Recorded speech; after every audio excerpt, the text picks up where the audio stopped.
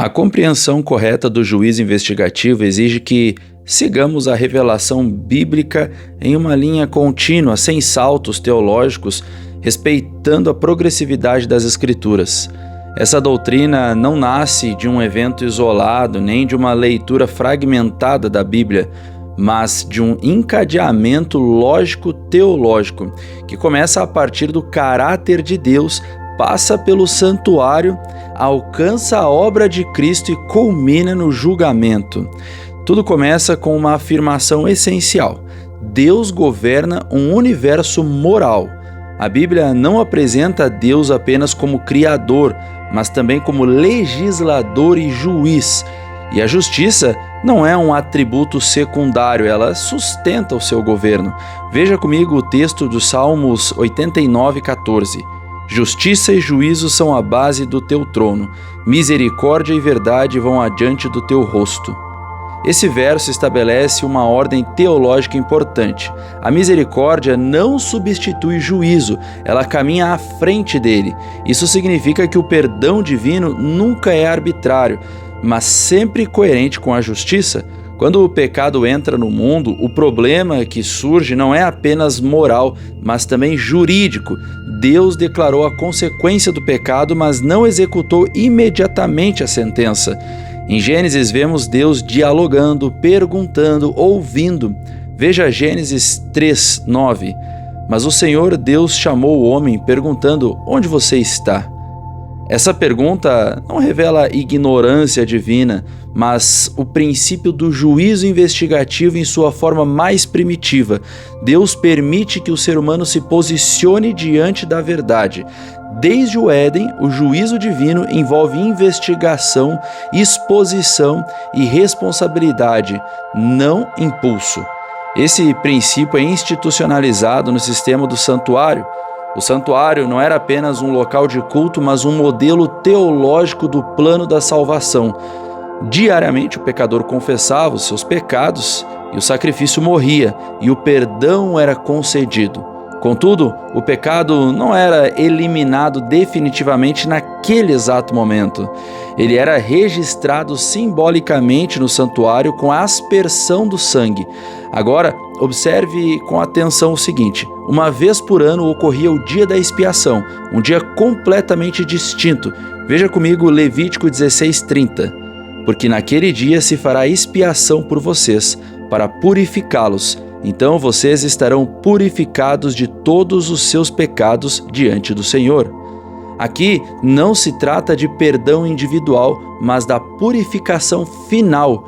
O texto deixa claro que o povo já havia sido perdoado ao longo do ano, mas agora passava por um momento de juízo coletivo, um atestado público de perdão após certo período, e Deus havia concedido esse perdão depois desse período.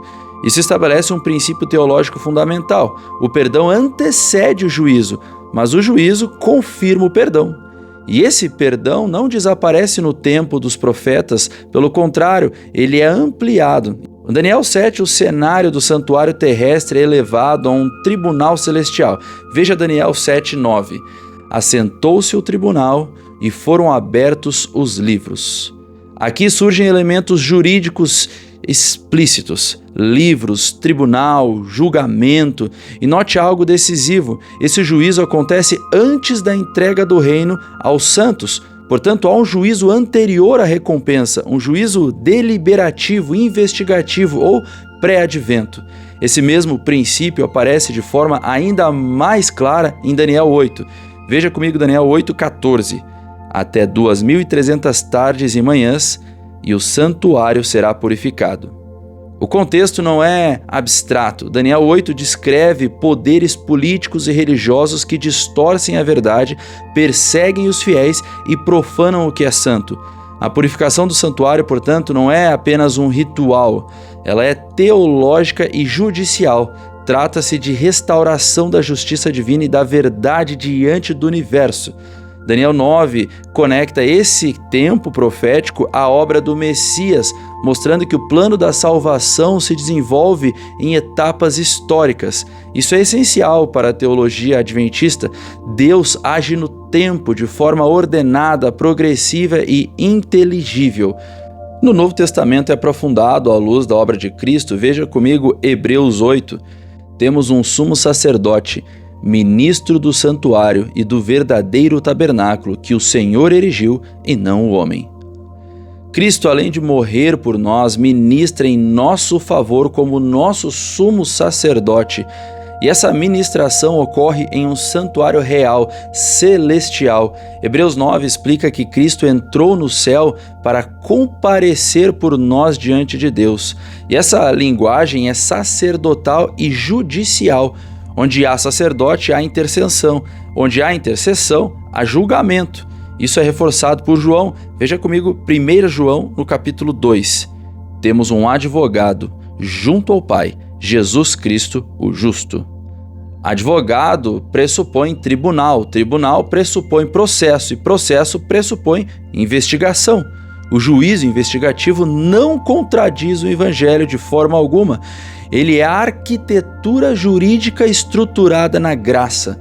Pedro confirma que esse juízo ocorre antes do fim, como está em 1 Pedro 4,17, que diz o seguinte: porque é tempo de começar o julgamento pela casa de Deus. O texto não fala de um juízo distante pós-volta de Cristo, mas de um juízo que já começou e que começa pelo povo que professa a fé. Isso elimina a ideia da surpresa ou arbitrariedade. E Apocalipse encerra essa linha teológica de forma inquestionável.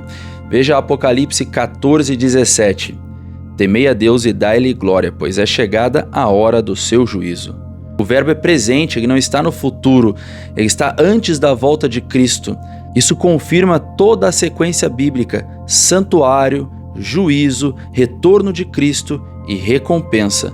Teologicamente, o juízo investigativo resolve o maior dilema de entender a salvação. Como Deus pode salvar sem comprometer a justiça?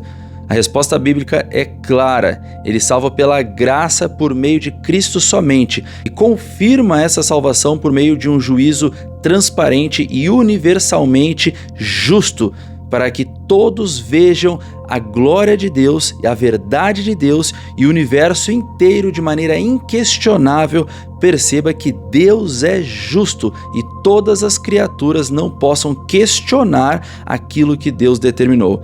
Portanto, o juízo investigativo não é uma doutrina periférica, ele é a coluna que preserva a coerência do plano da redenção.